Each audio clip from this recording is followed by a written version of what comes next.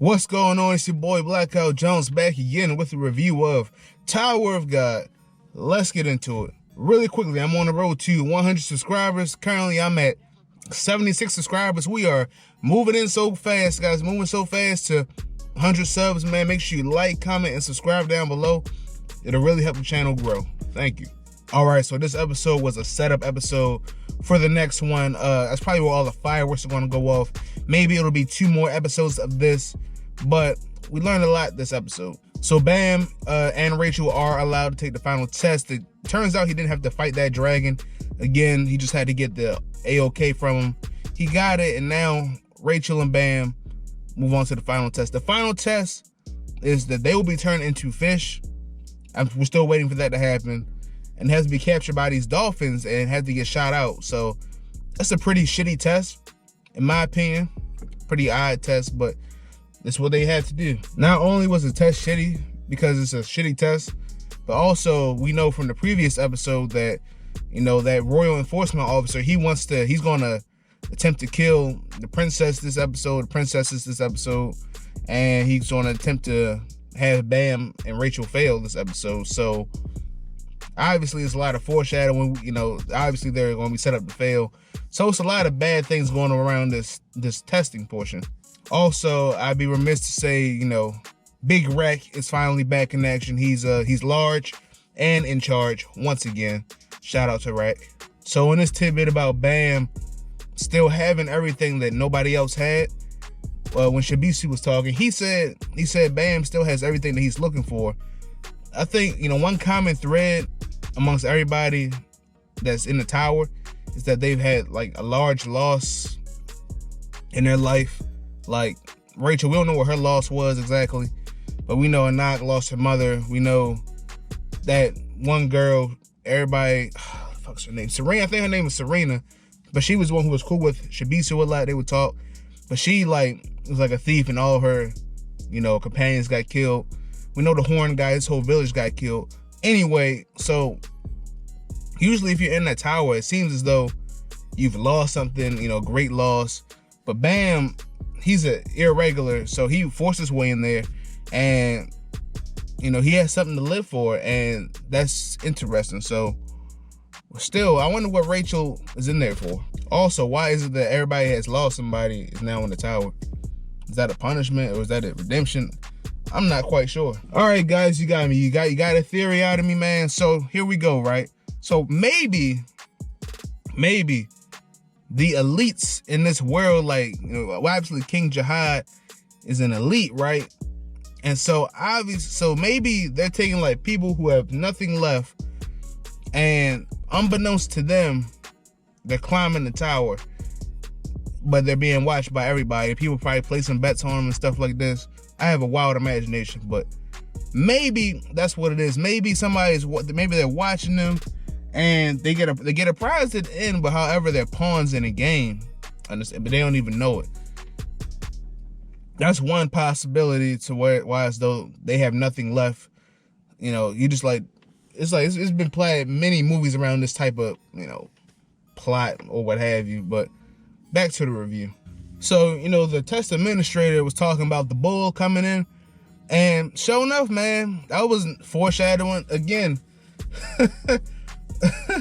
I'm like, yo, of course the fucking bull came, bro, and I thought our boy Shibisu was gonna be dead off. I'm like, damn, he getting trashed like that, because, like, I know the show don't care about killing off characters. I'm like, damn, Shibisu, he going out sweet in like 0.2 seconds.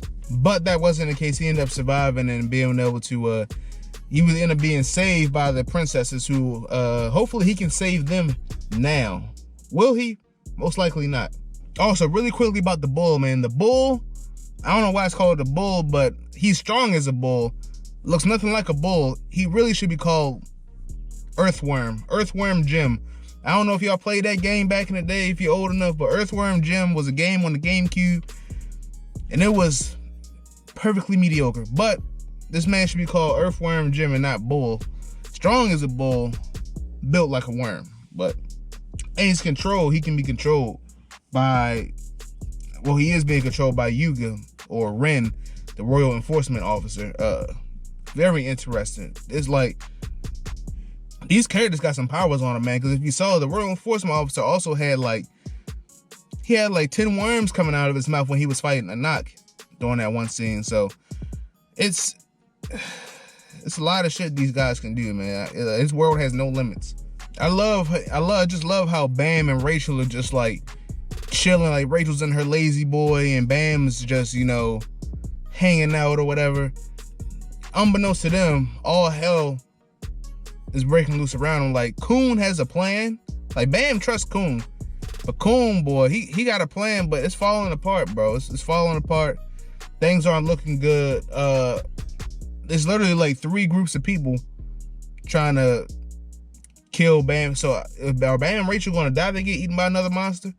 Cause they got, you know, those worms, the hogs, the bull.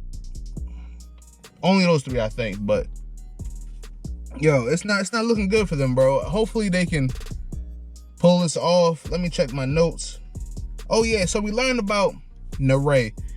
So I told you, I'm like, yo, some characters in here I was shaky about, and this character was one of them. It's the little ass girl, about 5 years old.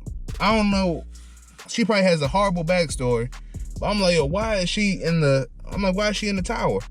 Does she even have a power? But she can control sea animals, which is pretty cool. But she's like Aqua Girl for real. So that's not bad. Very useful. I don't know how much use she did today using that sonar. That was pretty weak still. But she has room for growth. So we're gonna let her slide for right now. Hey man, this Royal Enforcement Officer and the Test Administrator are some beasts, man. Their plan is working to a perfection right now.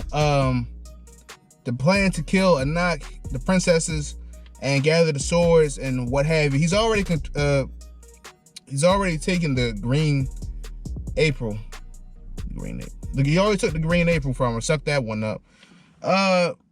And he's stronger than the Princess of Jihad, the Endorsi. He's stronger than her off rip. So stronger than the princess as a Royal Enforcement Officer. He can control the bull.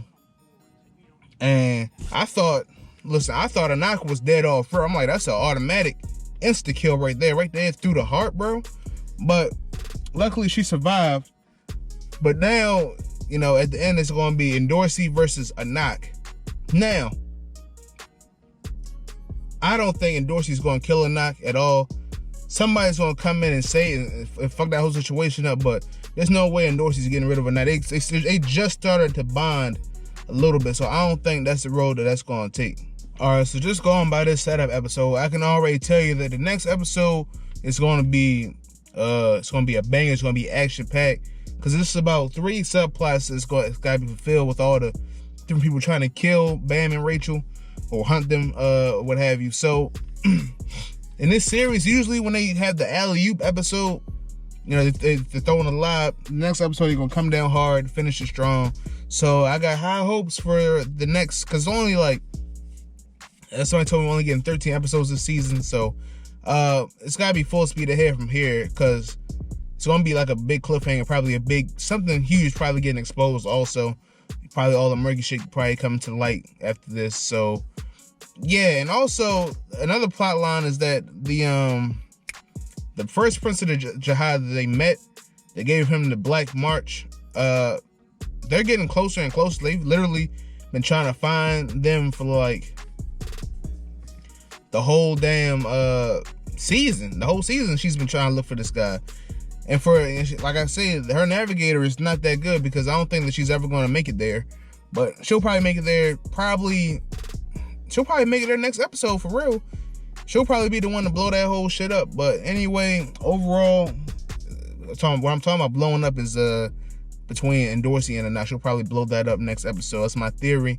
Because she has to make an approach before the season's over. So, but overall, very solid episode, very entertaining episode, and I can't wait to see next week. This is your boy Blackout Jones signing off. We have Kaguya-sama Love is War on Saturday. Of course, we're so close to 100 subscribers, guys. So we're so close. So, you know, if you just make sure you like, comment, and subscribe down below, it'd be a great thing, man. So close to 100, man. All right, but I'll catch you guys next time. Take it easy, stay corona free, stay sucker free, and have a blessed day.